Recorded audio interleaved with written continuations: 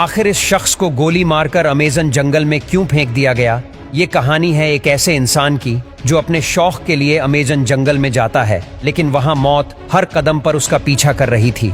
लेकिन वो शख्स भी पूरे जुनून और आत्मविश्वास के साथ मौत से लड़ता जा रहा था, क्योंकि उन्हें जिंदा रहना था। लेकिन वहां हर तरफ मौत की खाई थी। तो आखिरकार उस शख्स के साथ क्या हुआ, जानने के लिए वीडियो को अंत तक जरूर देखें। 1 जुलाई 2012 को डेवी ने अमेज़न नदी के अपने सफर की शुरुआत की।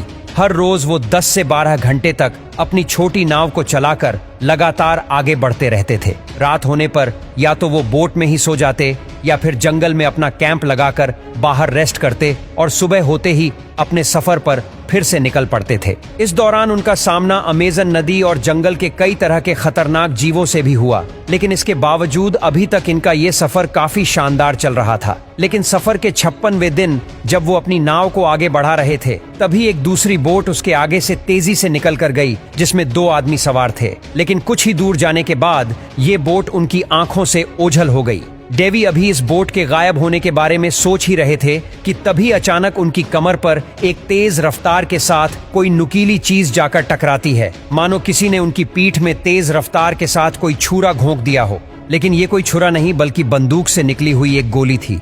ये बुलेट सीधे जाकर डेवी की रीढ़ की हड्डी में लगी थी, जिसके कारण उनके शरीर के ऊपरी हिस्से ने काम करना बंद कर दिया था और गोली लगने के साथ ही वो सीधा बोट से नदी के पानी में जा गिरा। इस समय डेवी तैरने के लिए अपने हाथ पांव हिलाने की कोशिश तो कर रहे थे, लेकिन शरीर का ऊपरी हिस्सा पैरालाइज हो जाने के कारण वो अपने हाथों को हिला तक भी नहीं पा रहे थे।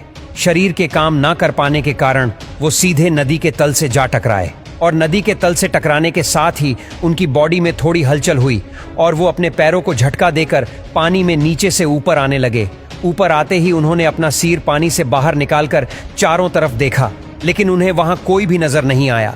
फिर डेवी जैसे तैसे करके अपनी नाव की तरफ बढ़े, लेकिन अभी डेवी ने अपनी नाव को छुआ भी नहीं था कि तभी एक और गोली आकर उनके चेहरे के बाएं हिस्से को छूते हुए निकल गई।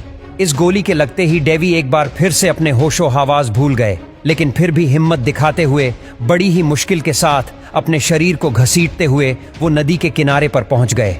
डेवी को कुछ समझ ही नहीं आ रहा था कि आखिर ये गोलियां उन पर चल कहां से रही हैं। तभी उन्हें नदी में अपनी तरफ तेज रफ्तार के साथ आती हुई एक बोट दिखाई दी।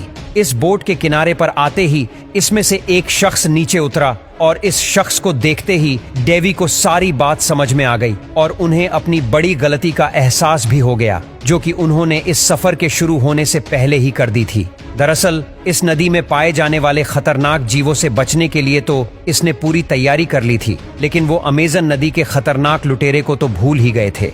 ये लुटेरे अपने सामने आने वाले व्यक्ति को मौत की नींद सुलाकर उसका सारा माल लूट लेते थे। इन लुटेरों पर ना तो डेवी का ध्यान गया और ना ही इससे बचने के लिए उन्होंने कोई योजना बनाई थी। डेवी के दिमाग में ये सब कुछ चल ही रहा था कि तभी उसे जिंदा देख उस लुटेरे ने डेवी को मौत के घाट उतारने के लिए एक लंबा और तेज धार वाला चाकू बाहर निकाला। मौत को अपने इतना करीब देखकर अपने आप को जिंदा बचाने के लिए डेवी के शरीर में एक बार फिर से हिम्मत आ गई और वो उठकर भागने लगे। इस घने और खतरनाक जंगल में उनकी मदद करने वाला भी कोई नहीं था, इसलिए डेवी ने एक बार फिर से हिम्मत दिखाई और बुरी तरह से घायल हो जाने के बावजूद मदद ढूंढने के लिए निकल पड़े। किस्मत से लगभग 1.5 मील चलने के बाद उन्हें 2 आदिवासी मिले। डेवी की हालत देखते ही वो उसे अपने साथ ले गए। इस तरह अलग अलग आदिवासियों की मदद से डेवी हॉस्पिटल तक पहुंच गए, लेकिन अस्पताल पहुंचने के बाद भी उनकी समस्या कम नहीं हुई। दरअसल हॉस्पिटल पहुंचने के बाद डेवी के पास ना तो इलाज करवाने के लिए पैसे थे और ना ही डॉक्टर डेवी की भाषा समझ पा रहे थे। इसलिए डेवी ने तुरंत अपनी मां को फोन कर सारी घटना बताई।